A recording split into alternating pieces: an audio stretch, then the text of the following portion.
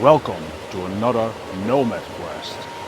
For this quest I will be traveling all over Japan, well, to a few places in Japan, looking for the most beautiful scenery, like this.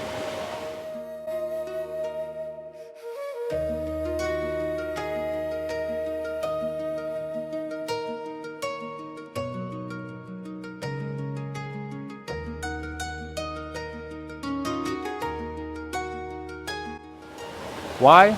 Because I want to take some pictures. Pictures that resemble screenshots from video games that play in historical Japan. Things like Tenchu, Onimusha, Ghost of Yotai and Assassin's Creed Shadows. So, that's my quest for this video. Please join me. I will show you around Japan a bit, and at the end of this video I will show you my top results. Nomad quest これはオランダ通信です Nomad quest Nomad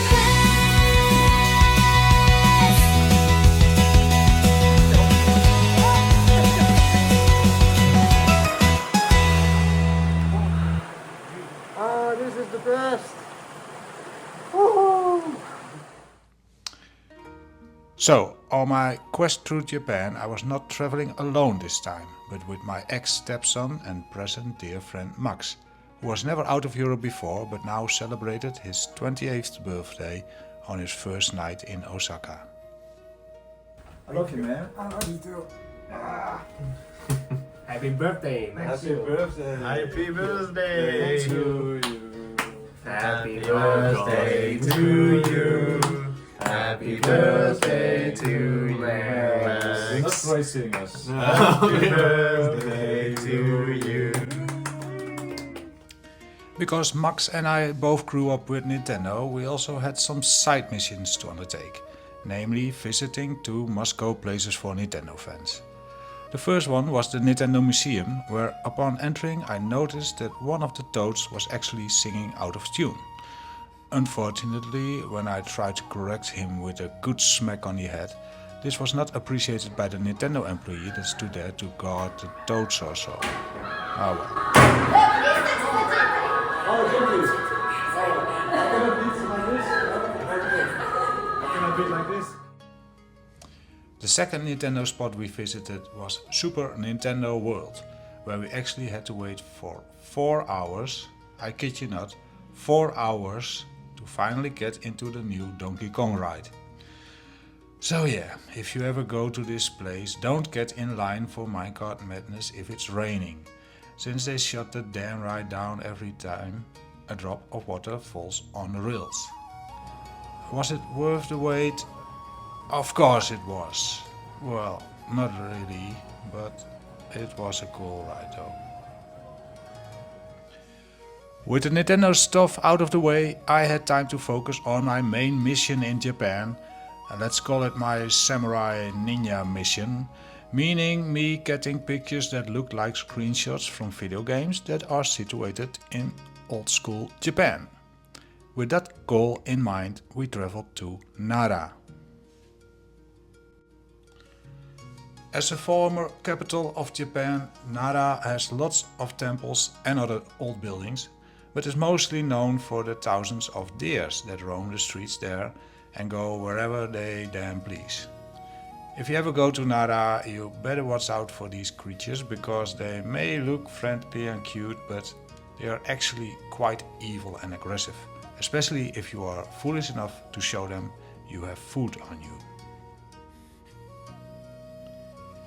The best thing to do in Nara is to hike up Mount Wakakusa from the backside, because unlike the front, it's not overcrowded with tourists and you get a chance to encounter bears and snakes, and you don't have to pay 60 cents for entrance. The view from the top around sunset is pretty good, and the deers even add something to the atmosphere there. Hello. After Nara, we went to Akame for a hike that turned out to be one of the highlights of our trip. This hike is called 48 Waterfalls and involved walking a path upwards along a little river with lots of little basins and, you guessed it, waterfalls. There were some signs saying you were not allowed to swim there, but yeah, the clear water, man, it was so attractive and it was quite hot, so yeah.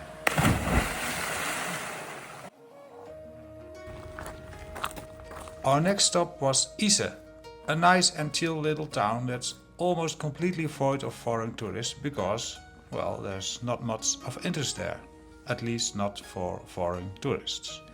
It does attract quite some Japanese tourists though, mainly because it is the site of Ise-jingu, which is Japan's holiest Shinto shrine, dedicated to the sun goddess Amaterasu Omikami, which as a gamer you might know of the excellent video game Okami. The wolf you control in that game is actually called Amaterasu. Yeah, lots of Shinto in that game. And it's a great game. Play it. Talking of Shinto, near Ise I also underwent an ancient Shinto ritual that was meant to purify my soul. Which made me a bit nervous because the people explaining the ritual only spoke Japanese. And I probably did something wrong since even after meditating 3 times in the ice cold water, my soul felt exactly the same as before the whole ritual thing started. Mostly black. For even more Shinto in Ise, we also visited some rocks with a rope between them, symbolizing the bond between the 2 creator deities and marriage in general. Now, I'm not really good at marriage in general, but I like the look of these rocks in the sea. Next up was Kyoto, where I met Kentaro, the friend I made when I worked at Nintendo in Frankfurt last year.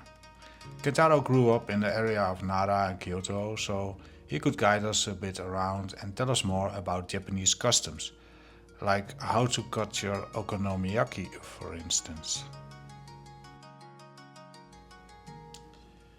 If you ever go to Japan, you sooner or later will end up in Kyoto because, like it or not, it is the most beautiful and interesting city of Japan. Although the masses of tourists and touristy shops spoil the atmosphere a bit. Or actually, they completely spoil the atmosphere. Even spots that are a bit out of the center and that get promoted in YouTube videos as more peaceful places are really overcrowded, probably with people that watch YouTube videos to find the more peaceful places, like me. Still, there are so many little temples and interesting sites in Kyoto that eventually you will find some places that feel like you discovered them all on your own.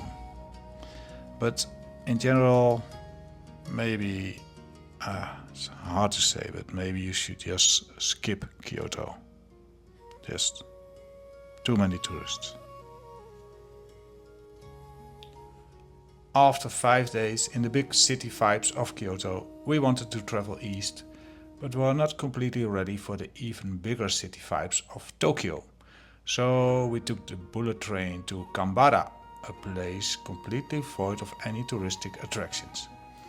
It had everything we wanted though, like a huge and cheap supermarket, a pretty wild ocean, a gym, mountain views, an interesting small museum, and friendly locals who really enjoyed the highlights of the Dutch kitchen we brought with us. Stroopwafel. 스토로바호? Perfect. Thank you. Kambara also served as a perfect base for day trips to places with the kind of backgrounds I wanted and needed for my samurai ninja quest, like Fuji no Micha and the nearby waterfalls, both close to Mount Fuji. I've seen quite some waterfalls during my travels, but nothing close to this Shiraitu Falls. They kind of look like something out of a Disney movie, something designed, something magical. Another nice surprise was the little village of Mishima that had a charming little river running right through the center, including an adventurous walkway that went along and even through the stream. When walking this path you might bump into some locals walking in the opposite direction, but that's only part of the fun.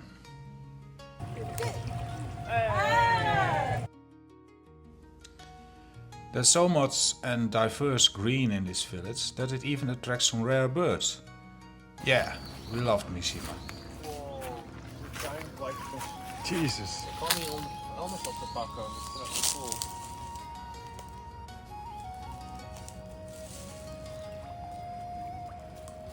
Die hoort daar niet. After a time in some smaller places, it was time to head to the final stop of our Japanese adventure, Tokyo.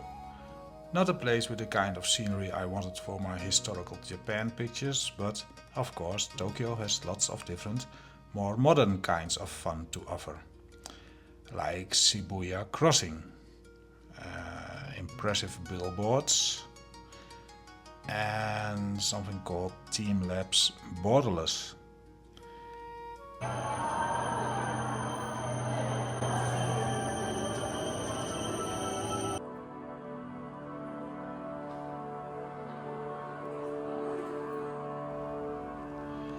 Max liked this red and blue cube room of the Team Labs experience the best since, as he said, for him it represented how his slightly autistic working brain looks from the inside, which I found quite touching to hear. So we stayed a bit longer in there, and now it's my favorite room too.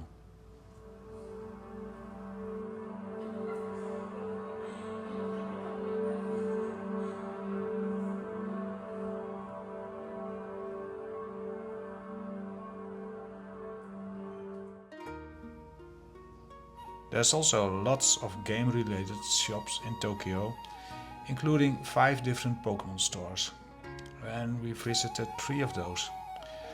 Luckily, I live a very minimalistic lifestyle, never buying anything unless I really need it in my life, a philosophy that lasted approximately until I entered the Kirby store.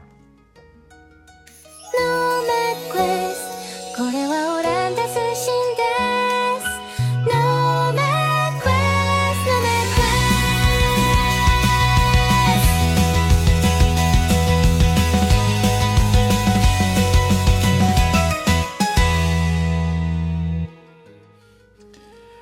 And since all that shopping made me a little bit hungry, I decided to spend even more money on some silly food in the Kirby cafe.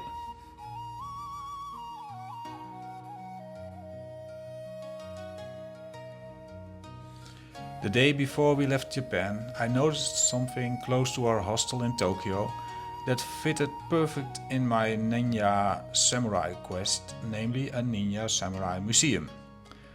Of course, I had to attend that, and it didn't disappoint, since it had not only some interesting info, but offered also the chance to get some actual samurai training done, which of course I applied for immediately, and it was fun.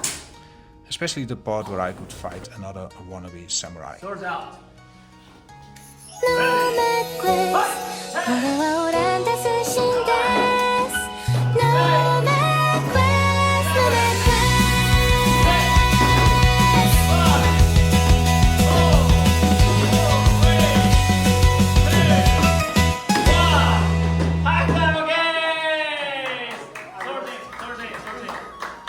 So yeah, all in all, Tokyo was a pretty good place to end my ninja samurai mission and our travels through Japan.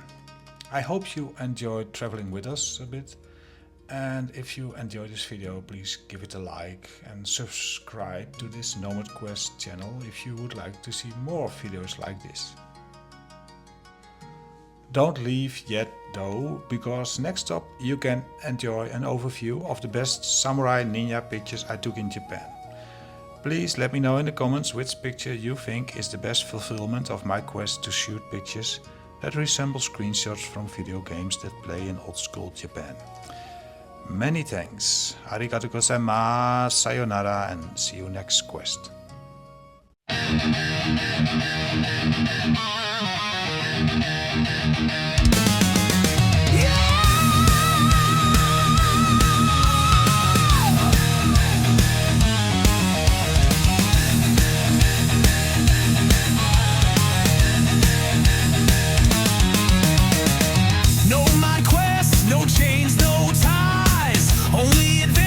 until I